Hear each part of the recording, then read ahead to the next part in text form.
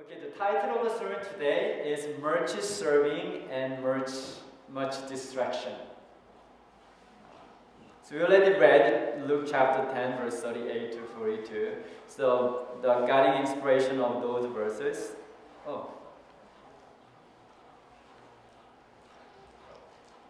Somehow it's automatic. Huh? So I'd like to share. So I have a question for you. Have you ever felt this way, or do you often feel this way?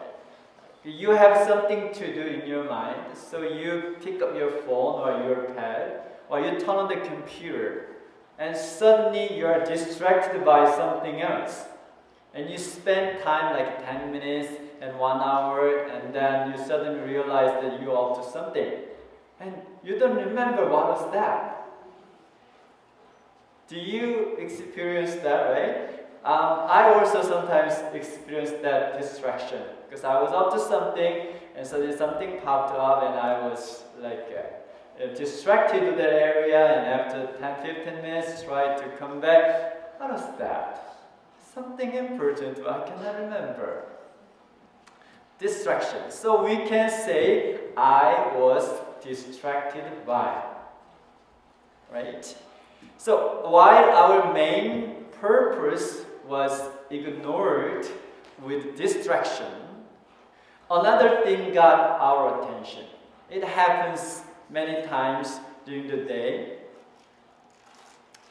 So I have a quote to share with you. It's from the website The Conversation. The title of the article is Psychological Tips for Resisting the Internet Screen. Studies have shown that each day we spend on average 5.5 hours on digital media and glance at our phones 221 times. Wow, a lot. It continues. Meanwhile, the developers of websites and phone apps exploit human behavior tendencies, designing their products and sites in ways that attract our gaze and retain it. So writing for Aeon magazine, the Michael points out that developers have asked their stake their futures on masses to cultivate habits in users in order to win as much of their attention as possible. So which means the websites and internet, the apps we use in phones and pads will be more and more, they'll do more and more effort to get our attention, which will go more and more extreme. So when we look at it, we may not leave there. So it's their intention. So that's why if we do not think wisely, we just drift away by the current of this world and this generation. So even though today's main distraction is digital devices, do you agree with that? Yeah, a lot of distraction by digital devices. There are so many other distractions too around us. In Winnipeg, compared to Seoul, where I came from, it's a very boring city, nothing much to do. But still, there are a lot of things that can be distracted. A lot of things can distract us from the focus of life. So think about distracted drivers. It's killing ourselves and other people. And distracted students, they will stay there forever, right? And distracted professors and teachers, even teachers, they are distracted. Every workers. And how about distracted Christians? How about distracted pastors?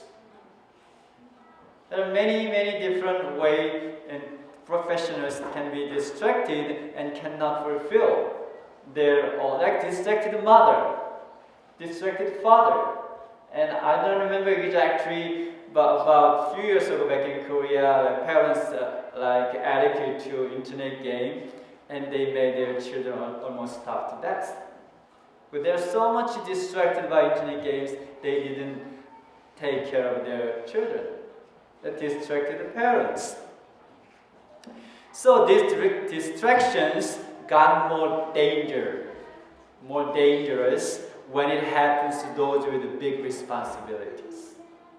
Maybe distracted children do not make much problem in our society. But when parents are distracted, it makes a big problem for the children, right? Even church leaders. The politicians, if they are distracted, then so many people would be affected by their distraction. So today's text gives us what distraction would cause. So Luke 10, verse 38 says, Martha was distracted. What the Bible say? Together, Martha was distracted. So the Greek word for distracted is parispa, which used only once in the Bible.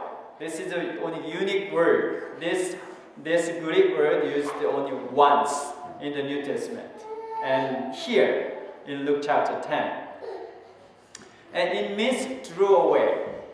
And most English versions of the Bible translated it distracted. So Martha was distracted. So before we explain what distracted her, let's listen to Jesus how it affected Martha. Okay? So now I'm going to show you different versions of the Bible, what Jesus said to Martha. Okay? This is what brought to Martha after her distraction. She was together worried and troubled, and she was fretting and worried. She was anxious, disquieted, worried and upset, careful and troubled, fussing too much. And this is a distraction. Okay, this is what distraction brought Martha. Okay, so remember those phrases as we go further. Okay. So based on this background, let's go into the story. So Jesus and his disciples traveled, and they visited Martha's place. So knock, knock, knock. So I am Rabbi Jesus. And with my disciples, can I come in? Please come. So Martha invited Jesus and his disciples to come into her house. Served them. So that's how the story began. And this is not a strange scene in the first century in Israel. Okay? At that time, the rabbis, as I shared before, rabbis are like one rabbi is one school. But it's not like school with a building, but rabbis traveled. It's like a mobile school. So they travel to different places and different houses. So like people are expected to welcome them and accommodate them. So that's what happened. So Martha invited in Jesus and his disciples. So mobile school. So as Jesus began to teach, there's another person in the house. What's her name? Mary. Mary was Martha's sister, and she joined with Jesus' disciples. So Luke describes it this way. Okay, let's read it together. Ready? Start. And she had a sister called Mary, who also sat at Jesus' feet and heard his word. So I'm going to share another quotation. It was customary for rabbis to sit on low pillows, on chairs, while they were teaching. The disciples would sit on the ground or on mat around them. That's how the phrase "sit at his feet" came from. It's an idiom learning from a rabbi. So instead of thinking that Mary was sitting just right beside Jesus' feet, it's an idiom that She was running from Jesus, rabbi, teacher, school. And we can find another example. Acts 22:3, when Paul described himself, he said, I learned at the feet of Gamaliel. Paul was a disciple of Gamaliel. So that's how the phrase was used. So when Mary was described as sitting at the Lord's feet, she was being described as a disciple. Clearly, Jesus welcomed her as much. So even though it was not popular for women to be a disciple of Rabbi, but Mary was considered one of the disciples. Okay, with this information, we can be sure that it wasn't for the first time that Martha invited Jesus and his disciples to come in. As you can see the conversation, they are not strangers each other. So even though Mary didn't travel together with other 12 disciples, she was also accepted one of the disciples. That's the context we can see from here. Then what Martha was doing while Mary was sitting at Jesus' feet and learning from Jesus Christ. What Martha was doing, and also I can read from different versions of the Bible. Verse 40, but Martha was distracted with much serving. But Martha was busy with all the work to be done. But Martha was distracted by all the preparation that had to be made. But Martha was cumbered about much serving. Okay? But there's one misunderstanding we have to correct before we go further. The Bible this portion of the Bible wasn't recorded to minimize acts of hospitality. This is very, very important, and the Bible encourages us to do it and practice it. This is not the lesson of this. But some people, they use we need Martha, church need Martha. But this is not the argument on this portion of the Bible. That's not the lesson here.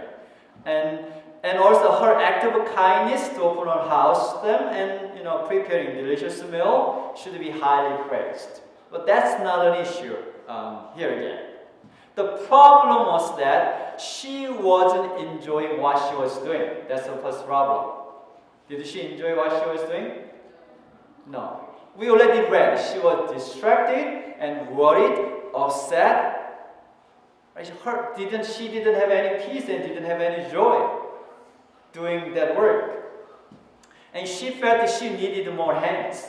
How many times we feel that, church leaders?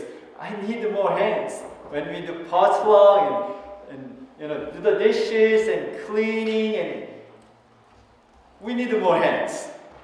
And she needed the hand of her sister Mary. Right? So when she thought she had enough, she confronted Jesus. It's interesting, right? She confronted Jesus. And she said, Luke chapter 10, verse 40, Lord, do you not care that my sister has left me to serve alone? Therefore, tell her to help me. Why do you think the Bible used the word distracted for what Martha was doing? If she was doing what was supposed to do you think the Bible described her action as distraction? No. Logically, no. The Bible, the Luke would not write that way. And if the Bible says she was distracted, which means she was not doing what was supposed to do at the time. So what she was doing was maybe perfectly alright and good thing to do and must to do, but not the right timing. So she was doing something wasn't needed at the time, even though we do not know the whole situation. But if we see the Bible, how the Bible uses the words, we can be sure that she was not doing what she was supposed to do at the time of speaking. So that's why she was distracted, and it troubled her heart so much. So we'll see only one example from here, Acts chapter 1 verse 17. Let's read it. No, where did it go? Okay. Let's read it together. Ready? Start. For he was numbered with us and obtained a part in this ministry. Now they are talking about whom. Who is he here? Acts chapter 1. They re-elected the 12th disciple. Who is it? Matthias, right? And he was chosen to be one of the 12 disciples and fill the place of Judah. So that's why this word used for ministry that the church do, the ministry. And as you can see, there are so many ministries in the Seventh-day Adventist Church. Right? So many ministries. Can those ministries bring troubles instead of blessing?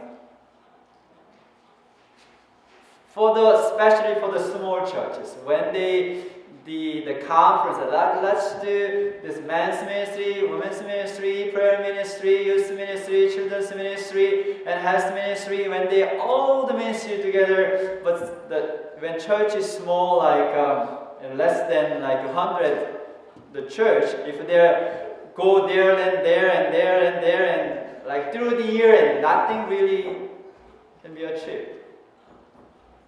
But it's like church with 300, 500, it's good to have different ministries because one part of the people may not, do another kind of ministry. But when it's a small church, we use like 20 people in every ministry. And it makes people tired. So what did Jesus suggest for Martha? So Martha was distracted and was troubled and tired and upset. And Jesus said, but one thing. How many things? One thing is needed. What is that one thing? And Jesus told Martha about Mary, who chose the one thing. What she was doing, Mary sat at Jesus' feet. Do you still remember the meaning of sitting at someone's feet? Being a disciple. So it's a training. It's being trained as a disciple. That's the one thing Jesus is saying. That's one thing you needed. If you have only time for only one thing, then be trained as a disciple. And it will bring us to the next question then. How can we sit at the feet of Jesus today? That He's in the holy place in the heavenly sanctuary. How would you sit at His feet? Okay, that's another question. But there are many ways to answer this question, but we can find it from the context we read. Do you know that the original Bible does not have chapters and verses? Yeah? It's a book. It's a separate 66 books. Do not have that chapters and verses we have. That's for the convenience, the purpose, and study purpose they were inserted in the Bible.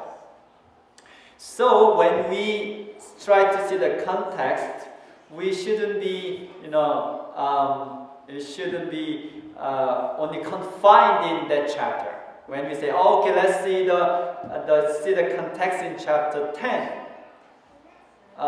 That's not the best way to study the Bible.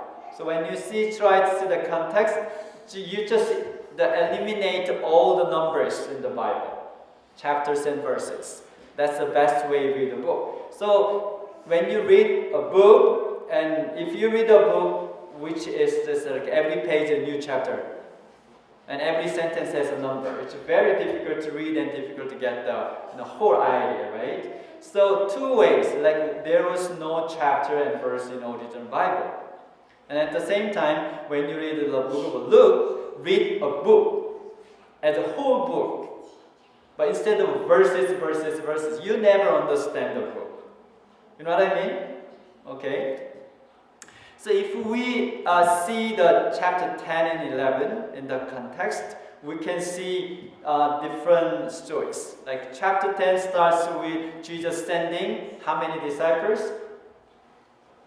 First he sent 12 disciples, this time he sent 70 disciples to send out to preach. And they were sent and preached and came back with hallelujah. They were very successful in their mission training. And then it comes with the parable of Good Samaritan. So Jesus was teaching who is my neighbor and how we are supposed to treat our neighbors. And then we read the story of Martha and Mary and Jesus, and then go to chapter 11. Jesus was teaching the prayer, Lord's Prayer. So there is okay. I lost my... Okay. Within this context, one thing that is needed can be explained like a personal devotional life. Like in chapter 11 talks about like model prayer. It can be translated as a personal devotional life. Not only pray, but you meditate and the Word of God and listen to Him. That's one part. Second part is like sending 70 disciples. It's like when you have devotional life, it's not only for your benefit, right? So when Jesus gives you something, Jesus doesn't give you to hold it forever. Whatever Jesus gives you, except the husband and wife, and other things you have to share. Yeah. But husband and wife, don't share. So whatever Jesus gives you to share. So when Jesus talks to you and you inspired, thank God, praise the Lord, and if you keep it, it will be rotten inside. Share with other people. So go and share. That's the second part.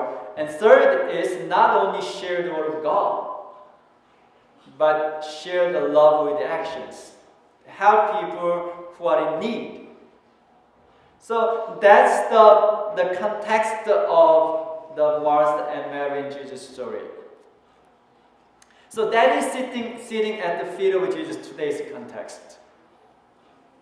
How to be sitting at Jesus' feet today's context? You have personal devotion. Pray, open the Bible, and read and listen to God, what God tells you, and you go out and share. And when you go out and see also people who are in need, and you help them, practical love.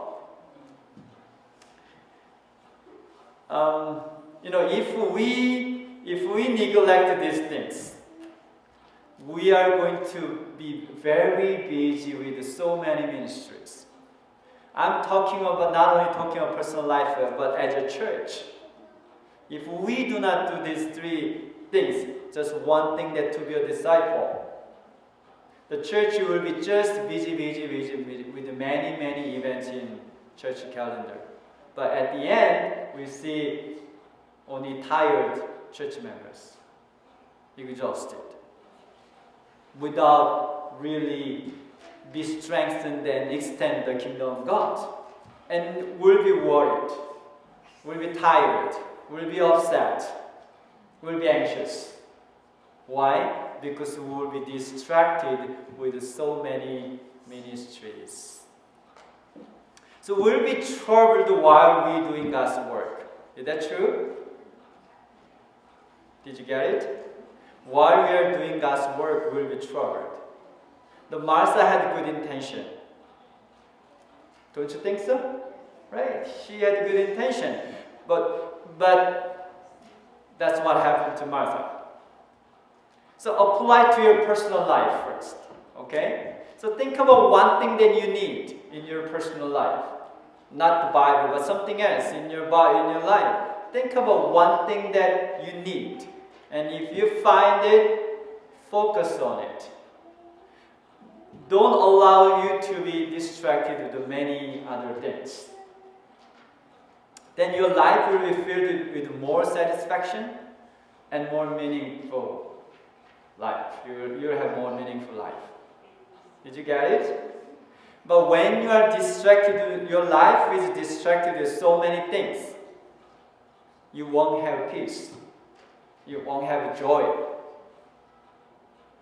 But your heart will be troubled, like Martha. So think of one thing that would help you to focus and do it without distraction. And let's apply to our spiritual life. We have found one thing we need to do. Sitting at Jesus' feet, being a disciple. Today's context, we can find that being a disciple means having devotional life, having quality of devotional life. Not just, I do not have time. 1 minute, you pray, 10 seconds and go to work. Now, I'm not talking about that. Like quality of devotional life. And quietly listen to what God tells you through the Bible verses you read.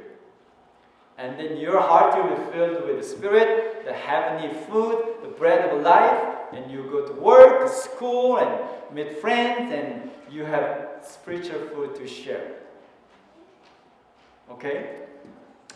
And then see with open eyes, and see those people who are in need and help them. So one day David in the Old Testament, we know David, right, composed a song. Let's read aloud together. It will be our last verse. Ready? Start. One thing I have desired of the Lord, that I seek, that I may dwell in the house of the Lord all the days of my life, to behold the beauty of the Lord, and to inquire in His temple. So may God bless you, so you may not be distracted. You may not be distracted. You may not be distracted by cell phone anymore, and do your work for your personal life and live a life as a model Christian, and so that you can be blessed with the presence of Jesus. And with your presence, people around you may be blessed. So once again, don't be distracted by this device.